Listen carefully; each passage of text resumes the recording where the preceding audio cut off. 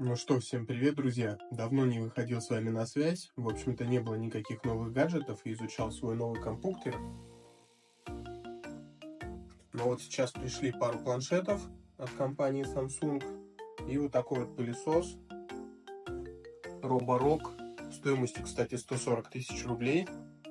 Поэтому отпишите в комментариях, что вам интереснее посмотреть будет. И вообще, интересно ли вам смотреть на обзоры пылесосов. Если нет, то какой из самсунгов снять первым.